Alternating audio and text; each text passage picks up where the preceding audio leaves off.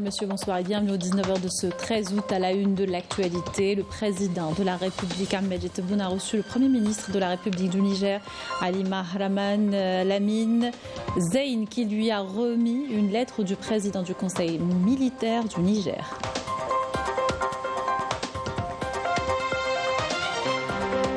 Le président de la République adresse un message de condoléances à l'émir de l'État du Koweït suite au décès du doyen de la famille As-Sabah, Cheikh Salem Al-Ali Al-Moubarak As-Sabah.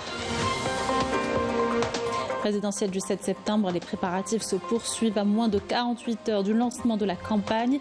Les délégations de l'ANI finalisent les détails au niveau de chaque bureau. Illustration ce soir à Tizi Ouzou.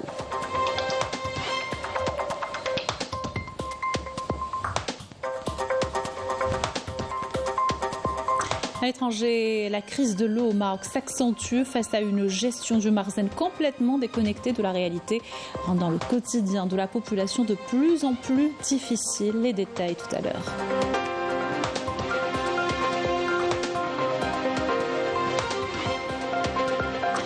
Au plan sur l'importance de la protection solaire, comment éviter les brûlures et les maladies de la peau, les éléments à prendre en compte dans le choix des protections et comment les appliquer. Réponse dans cette édition.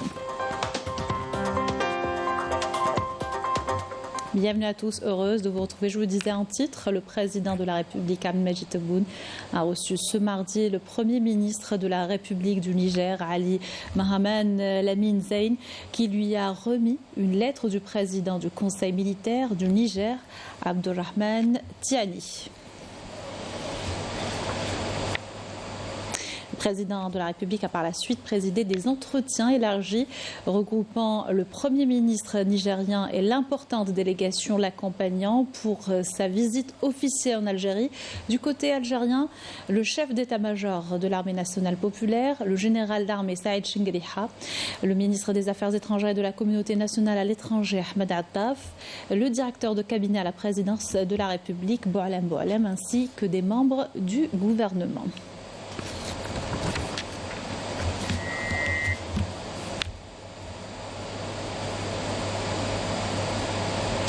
Je vous propose d'écouter à présent le Premier ministre de la République du Niger. Je voudrais dire que nous venons d'être reçus en audience, un honneur que le chef de l'État nous a fait. Nous avons été dépêchés par le chef de l'État nigérien, le président du Conseil national pour la sauvegarde de la patrie, le général Abdurrahman Tiani. Porteur d'un message, il était question que nous passions en revue le contenu de notre coopération. Comme vous avez dû le constater, ces 2 heures d'horloge avec le chef de l'État, malgré son agenda extrêmement chargé, il s'était agi pour nous de passer en revue une coopération bâtie sur 3 valeurs essentielles. Le voisinage, nous partageons une frontière longue. La fraternité, il y a des populations de part et d'autre qui sont les mêmes, mais également l'amitié. Il était question que nous réchauffions ces relations qui ont pris un coup, il faut le dire, au lendemain du 26 juillet. Le Niger a considéré que l'Algérie, qui est un pays frère, voisin et ami, qui devait être là les premières heures où nous avons été menacés d'être attaqués, nous avons senti un tout petit peu l'absence de ce frère, voisin et ami. Les explications données par le chef de l'État nous sont allées droit au cœur. Nous allons rendre compte au chef de l'État nigérien et dire aussi que le Niger est un pays qui recèle énormément de richesses. L'Algérie, qui a un avantage comparatif en termes d'expertise, d'expérience, pourrait bien évidemment s'approcher de notre pays pour que nous développions ensemble ces richesses qui sont de part et d'autre et que nos populations respectives puissent en bénéficier. Voilà un peu de mots ce qui s'est passé et donc on peut estimer que les zones d'ombre qui ont prévalu jusque-là sont plus ou moins dissipées. Le Niger a choisi un chemin, celui d'être extrêmement jaloux de sa souveraineté, mais le Niger également observe cet état d'esprit de l'Algérie. L'Algérie qui a toujours refusé qu'on s'ingère dans ses affaires intérieures. Et donc tous ces points ont fait l'objet d'échanges, nous l'avons rappelé, et nous avons également dit que c'est une nouvelle génération éprise de paix comme toujours, mais une génération qui est engagée dans le sens de défendre vaille que vaille sa souveraineté, son indépendance véritable et toujours au profit de la population qui attend. Donc voilà un peu de mots ce qui s'est passé. Mesdames et messieurs, je vous remercie. Condoléances du président de la République Ahmed Tebboune suite au décès du doyen de la famille Sabah. Voici le contenu du message adressé à l'émir de l'État du Koweït, Cheikh Mash'al Al-Ahmed Al-Jaber Al-Sabah. Altesse et chers frères, j'ai appris avec une immense tristesse le décès du doyen de la famille Sabah, Cheikh Salem Al-Ali Al-Mubarak Al-Sabah, après un riche parcours au service de l'État du Koweït. Frères, en cette douloureuse épreuve, je vous présente à votre Altesse et à travers vous, à toute la famille des As-Sabah, mes sincères condoléances, vous assurant de notre sympathie et de notre compassion et prions Allah Tout-Puissant d'accorder aux défunts sa sainte miséricorde et de l'accueillir en son vaste paradis et de vous prêter ainsi qu'à vos proches patience et réconfort et de vous préserver de tout malheur, a écrit le président de la République, tout en vous réitérant mes sincères condoléances. Veuillez croire, chers frères, à l'expression de mes sentiments les plus respectueux. Fin du message du président.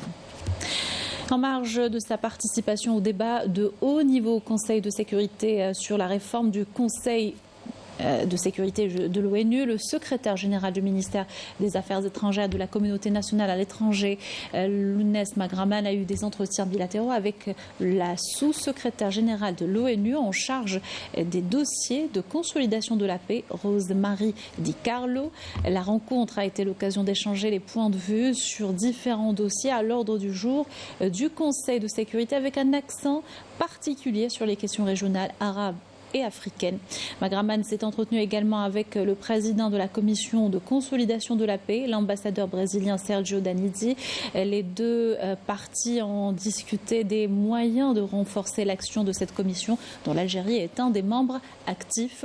L'occasion aussi d'échanger les points de vue sur le rôle que peut jouer l'Algérie en tant que membre non permanent au Conseil de sécurité pour le renforcement des actions pour la consolidation de la paix, la prévention des conflits et des crises à travers le monde.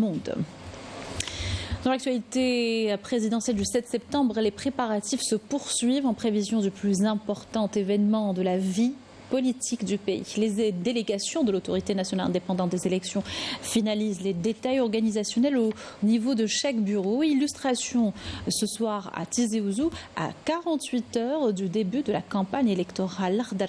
Majda Jahmoun. En prévision des élections présidentielles et à l'approche du lancement de la campagne électorale, la délégation de la wilaya de l'autorité nationale indépendante des élections à Tizi Ouzou met tout en œuvre pour mobiliser l'ensemble des moyens humains et matériels nécessaires pour garantir le bon déroulement du scrutin. Les préparatifs se poursuivent pour les encadreurs dans toutes les communes de la wilaya. Nous comptons 15 737 encadreurs pour le bon déroulement de l'opération. Toutes les ressources et moyens nécessaires pour assurer le succès de cet événement électoral sont en place. Nous effectuons un suivi quotidien en inspectant les espaces dédiés aux 3 candidats. Nous avons réservé des espaces dédiés à l'affichage pour sensibiliser les citoyens quant à l'importance d'accomplir leur devoir électoral. La délégation de la wilaya de l'autorité nationale indépendante des élections de Tizi Ouzou est justement à pied d'œuvre pour préparer tous les espaces dédiés à l'opération. Tout est mis en place sur le terrain pour ces élections en organisant tout le dispositif logistique nécessaire et en mettant en place des panneaux de sensibilisation pour inciter les citoyens à accomplir leur devoir électoral. Nous avons également veillé à ce que les espaces destinés au rassemblement des candidats soient prêts. De plus, nous avons réservé des emplacements pour l'affichage.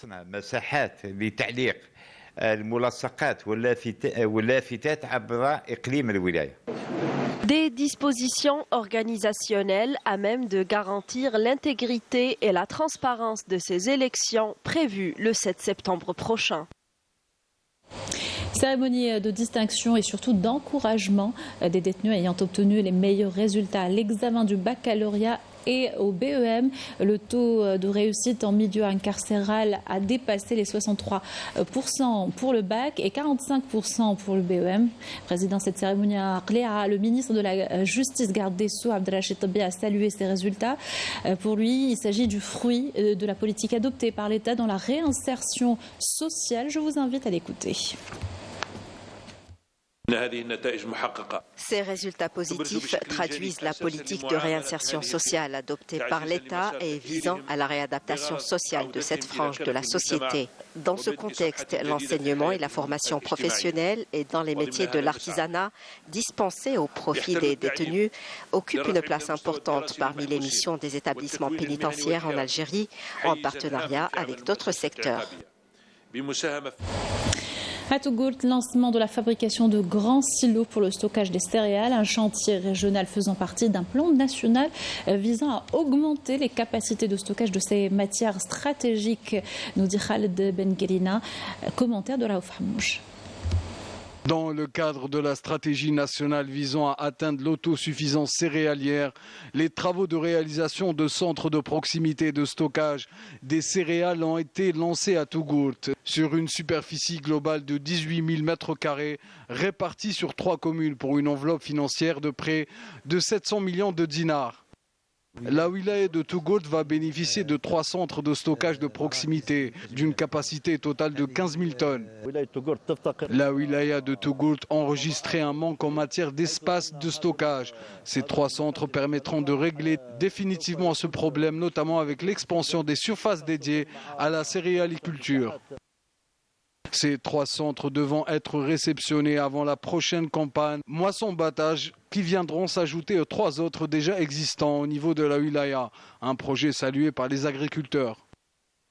Nous saluons cette initiative car elle sera bénéfique pour Tougourt. Comme vous le savez, la wilaya possède d'énormes potentialités agricoles, notamment pour les cultures stratégiques. Cela aura un énorme impact sur le rendement des agriculteurs. Nous n'avons plus à nous soucier du transfert et du stockage des récoltes. L'accompagnement de l'État nous encourage et nous aide à augmenter notre production.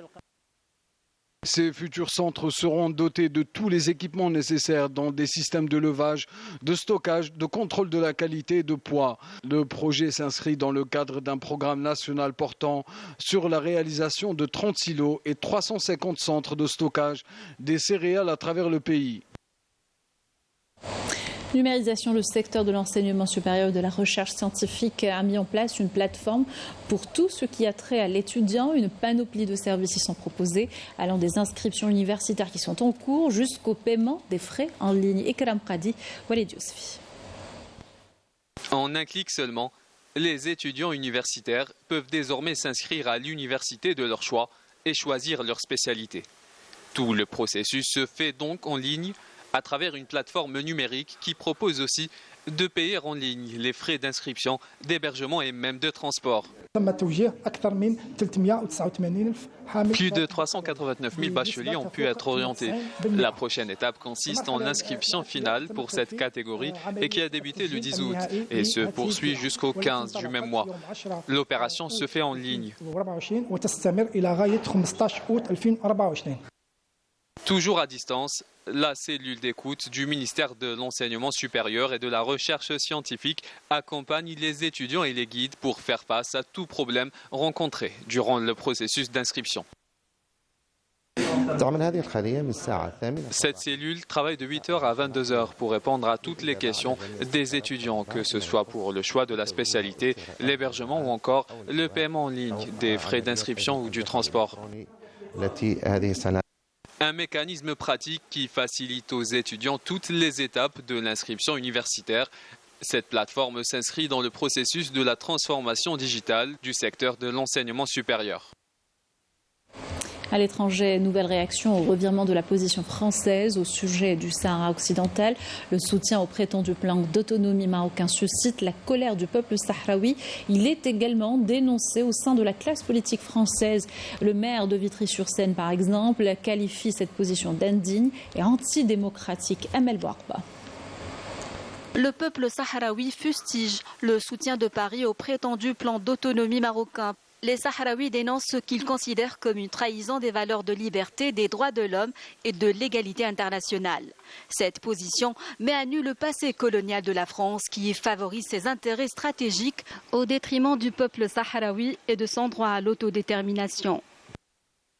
Nous dénonçons la position de la France sur la question du Sahara occidental et nous disons haut et fort que le peuple sahraoui est le seul à décider de son sort et de son avenir. Nous condamnons cette position. Le peuple sahraoui est le seul à décider de son droit à l'autodétermination.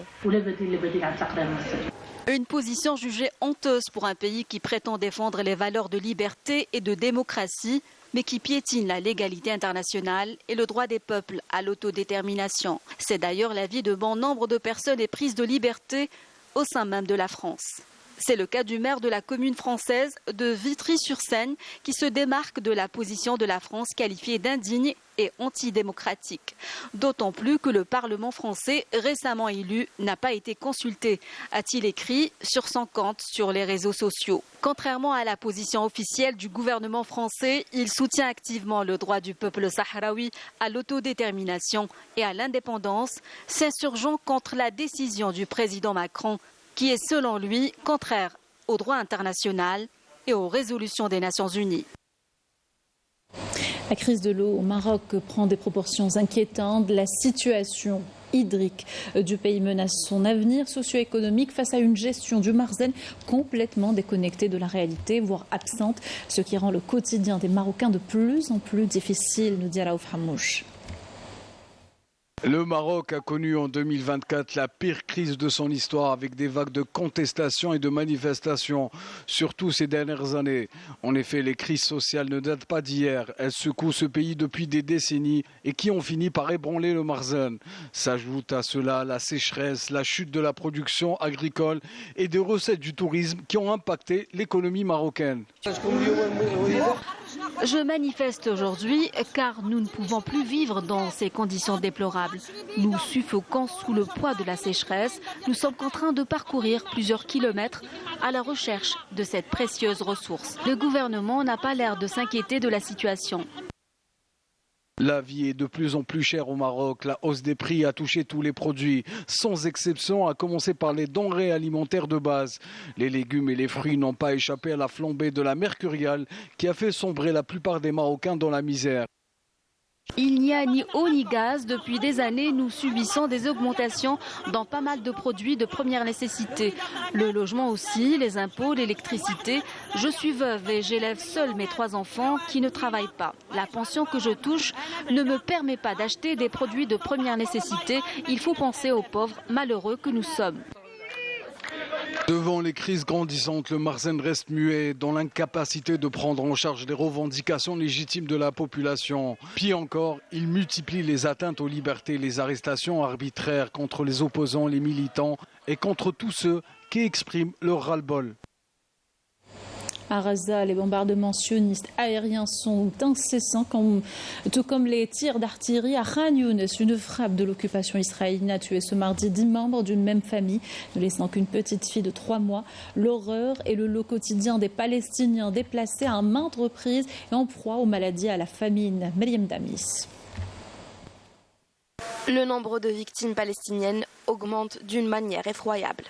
Les raids incessants menés par l'aviation sioniste sur la bande de Gaza ont coûté la vie à des dizaines de milliers de personnes, laissant une population dévastée et accablée par le deuil.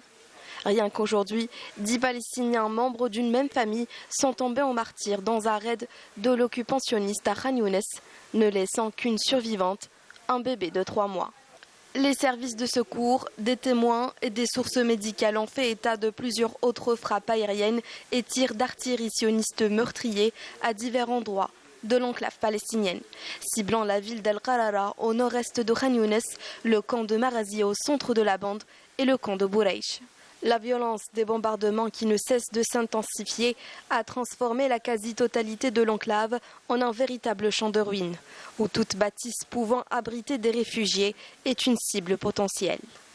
Le secrétaire général des Nations Unies, Antonio Guterres, a condamné les pertes humaines continues à Gaza à la suite de l'attaque perpétrée samedi dernier par l'armée de l'occupation sioniste contre une école qui abritait des réfugiés et en fait plus de 100 martyrs. De ce fait, il a réitéré son appel urgent à un cessez-le-feu immédiat. À la demande de l'Algérie, le Conseil de sécurité de l'ONU tient aujourd'hui une session d'urgence ouverte pour discuter des développements de la guerre à Gaza suite à cet horrible massacre contre les déplacés. L'Office de secours et de travaux des Nations Unies pour les réfugiés de Palestine a indiqué que 84% de la population de la bande de Gaza a été soumise au déplacement forcé par l'entité sioniste. Le bilan macabre ne cesse de grimper avec plus de 132 000 victimes entre martyrs et blessés, pour la plupart des enfants et des femmes, et plus de 10 000 disparus au milieu d'une destruction massive et d'une famine meurtrière. Retour dans le pays pour parler de l'importance de la protection solaire, notamment en cette période estivale. Prendre des couleurs est le leitmotiv de beaucoup de monde, mais à quel prix? Comment éviter les brûlures et les maladies de la peau? Pour choisir la meilleure protection, quels sont les éléments à prendre en compte? Réponse à ces questions et d'autres dans le reportage de Yasmine Massourati. En période estivale, il est difficile de résister à l'appel de la mer et les longues heures de bain de soleil. Pourtant, pour profiter de ses bienfaits en toute sécurité, protéger sa peau reste indispensable. Bien plus qu'un simple accessoire de vacances, la crème solaire est essentielle pour préserver la santé de sa peau. Nous avons posé la question aux Algérois pour savoir comment ils se prémunissent des rayons UV. On met la crème solaire quotidiennement avant de sortir pour se protéger du soleil. Et surtout qu'on est à la plage. On se protège. Alors je dirais écran total, d'ailleurs je le porte avec moi pour vous dire que c'est pour protéger contre les chaleurs. Moi en fait je ne suis pas très régulier là-dessus, donc je mets l'écran total quand il y a besoin. Quand ma femme me dit qu'il faut mettre, il y a le soleil qui tape fort et tout ça. Après moi j'ai tendance à mettre plutôt de l'après-solaire. Une fois que j'ai la peau qui brûle et tout ça, à ce moment-là je réagis, donc je suis un peu laxiste là-dessus. Consciente des dangers du soleil, Nourhan sera en pharmacie à la recherche de la meilleure protection adaptée à son type de peau. Je cherche une protection solaire pour une peau grasse, s'il vous plaît. Très bien. D'abord, vous avez sélectionné des protections solaires avec un SPF 50, donc ça va vous permettre une protection quasi totale.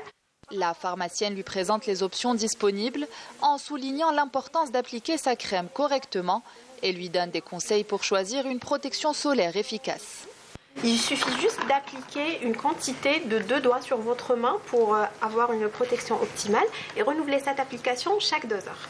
Parfois, ils vont dans des questions un peu plus poussées, par exemple l'importance de mettre ou le choix entre les filtres physiques ou chimiques par exemple. Est-ce qu'ils ont besoin d'une protection minérale ou d'une protection chimique? Et c'est à ce stade-là où vraiment notre rôle prend le relais, où on va venir leur expliquer que même si on a un peu moins de confort à appliquer un filtre minéral, mais il est beaucoup plus protecteur et autres.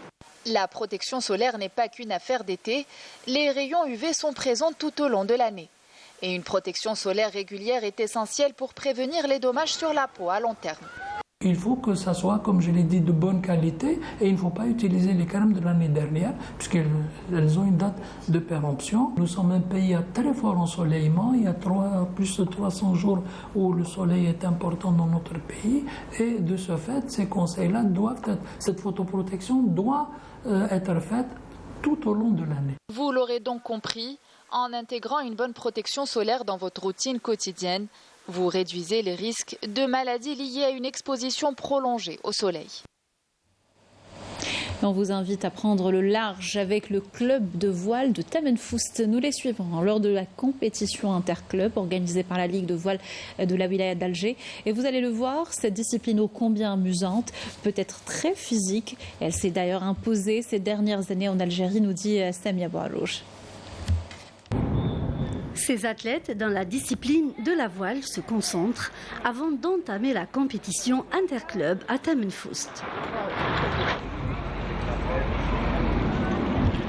Nous sommes la Ligue de voile de la wilaya d'Alger et en ce moment nous sommes en pleine compétition de la Coupe d'Alger de la saison 2024, de la discipline voile. Donc nous sommes présents ici au niveau de la Pérouse avec une dizaine de clubs qui participent à cette compétition, qui est la dernière de la saison. Donc c'est une compétition, la Coupe d'Alger optimiste, sur support optimiste. C'est une compétition par équipe. Donc c'est une équipe composée de 4 athlètes avec un remplaçant et qui concourt au niveau du plan d'eau d'Al-Mafsa pour avoir gagné la première place éventuellement. Plus qu'un sport, une passion pour ces jeunes athlètes qui ont déjà franchi des étapes importantes avec des titres nationaux et même internationaux. درت بزاف دي كومبيتيسيون برا لالجيري وداخل وين زعما في بروميير كومبيتيسيون تاعي سي في مصر درت تروازيام في ودوزيام كومبيتيسيون برا كانت في تونس ومن بعد رحنا لافريك دو سود 2021 رحنا لافريك دو سود درنا لا كوب دافريك درت 4 في. Je suis double champion d'Alger. Dans catégorie U12, je l'ai fait tout premier. Et qu'est-ce que tu as ressenti? Une grande fierté. Et c'est quoi ton rêve le plus grand? C'est d'être un champion international de la voile. Et je le ferai.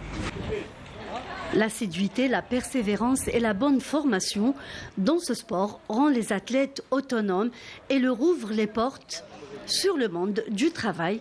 Le cas de Lamia. J'ai grandi dans ce monde depuis toute petite jusqu'à maintenant. D'ailleurs, ça fait pas très longtemps que je suis passée de l'autre côté, du côté technique, en étant coach avec cette équipe. Au-delà de la compétition, ces espaces offrent l'opportunité d'échange et de partage entre les athlètes des différents clubs dans un esprit fair play.